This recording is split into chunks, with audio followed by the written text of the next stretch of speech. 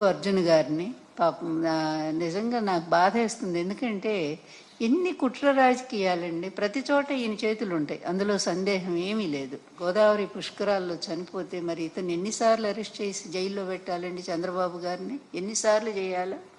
అదేవిధంగా కందుకూరులో దాదాపుగా 9 మందిని చంపేశాడు. ఈయన మీటింగ్ ఇరుకు సందులో మీటింగ్ పెట్టి, ఇరుకు సందు అందులో పాపం తొక్కిసలాట జరిగినట్టు, తన కోసం జనం విపరీతంగా వచ్చినట్టు చేయటం కోసం, మీడియా కోసం అక్కడ అట్లాగే చేసి 9 మందిని చంపాడు. చీరల పంపిణీలో 3 ఆడవాళ్ళు ప్రాణాలు కోల్పోయారే.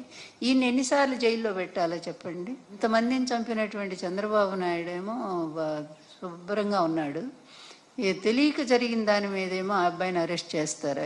ఎంత దుర్మార్గం! ఇట్లాగే ఉంటాయి. చంద్రబాబు అక్కడ ఆయన శిష్యుడు ఇద్దరే కదా, మరి ఇద్దరు 2 రాక్షస పాలనే చేస్తూ ఉన్నారు, ఆ రాష్ట్రంలో ఈ రాష్ట్రంలో కూడా.